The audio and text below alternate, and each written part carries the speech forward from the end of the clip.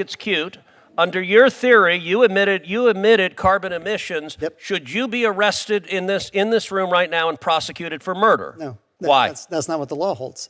So tell me why, because you're willing to say the guy who sold you the gasoline should be prosecuted for murder. You're the one that benefited from it. Couldn't you have ridden a bicycle or maybe like some fairy dust to get here? The guy who sold the gas and 50 years ago knew that it was going to cause globally catastrophic damage that would cause problems for humanity. But you have exquisite knowledge of this. You were saying you were an expert. So on mens rea, I'm not done. You have a level of culpability because you claim that the act of getting in that car was violence, it was murder, that you should be locked up. Why do you get to violate these principles in a way that you just want to lock up the person who sold you the gas but not the beneficiary of it? Wow. Just watching that snippet, I have to say, Senator Ted Cruz did not hold back at all. From the very start, you can tell he's asking the tough questions that need to be asked. I mean, it's not every day you see a senator cut straight to the heart of the matter without all the fluff. If you're here for honest, no-nonsense reactions to congressional hearings, make sure to hit that subscribe button and turn on notifications because here at Congress Lens, we're breaking down every moment that matters in politics.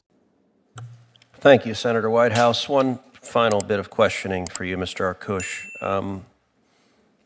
Define for this committee what homicide means. Oh, sure. So homicide is a legal term that refers to, it's essentially a blanket term for any form of unlawful killing. And an unlawful killing is causing death with a culpable mental state. Causing a death means substantially contributing to it or accelerating it. And a culpable mental state could be negligence, knowledge, recklessness. So you wrote an article in 2023 entitled, quote, Climate Homicide, Prosecuting Big Oil for Climate Deaths. In that article, you argue that oil and gas executives could be prosecuted, not just sued, but criminally prosecuted for homicide, for murder, based on climate change. Is that right? That's right. I mean, I would be careful with the wording because murder, again, is a technical term. And definitely we're not arguing that they could be prosecuted for first-degree murder. That's killing with, intent. But you want to put them in prison for homicide, lock them up, treat them as criminals, put them in. Murderers people who commit homicide get put in jails with violent criminals. And your position is this is a reasonable and rational thing that we should put the people leading the energy companies in America, producing 8.5 million jobs, we should arrest them and throw them in jail. Is that correct? It could be the case that some executives should be prosecuted in that way. Of course, you can't put a corporation in jail, so there are other remedies in that situation. But you can put human beings in jail, and presumably you'd put the corporate officers in jail. Yes, you can. You'd prosecute them for murder. So don't let there be any ambiguity. And by the way, Senator Whitehouse was really eager to make clear that you're the minority witness. You're the witness he wanted. He was eager to introduce you.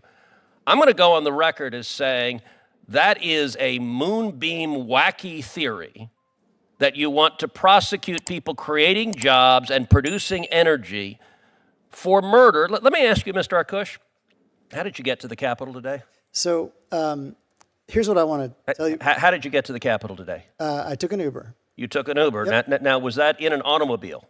Yes. Did that automobile have gasoline in it? Yes. This is very, very cute. I see where this is going. So I'm glad you think it's cute.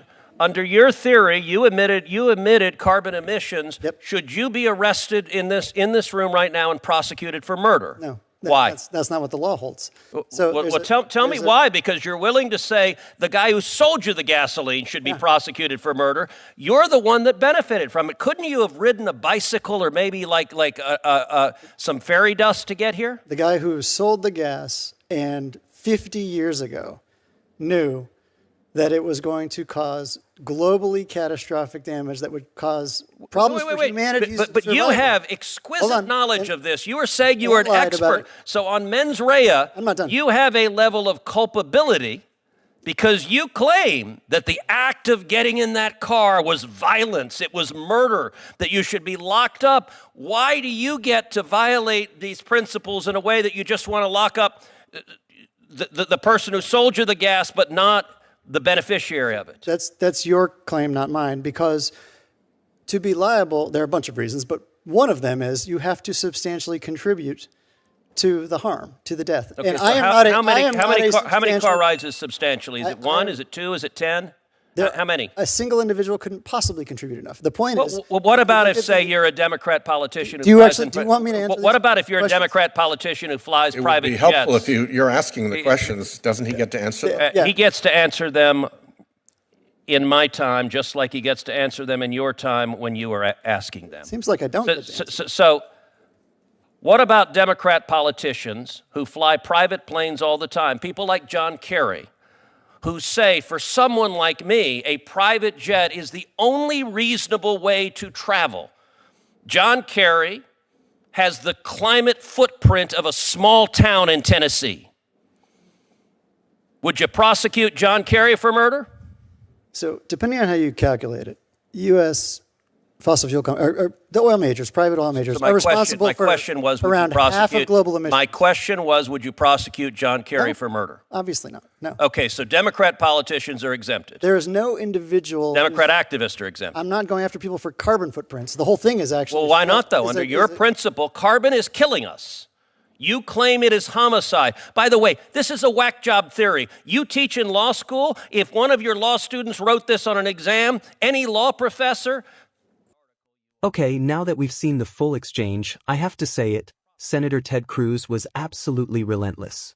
Every question was precise, and every follow-up exposed the inconsistencies in the testimony. When witness name tried to dodge responsibility, Cruz didn't let it slide.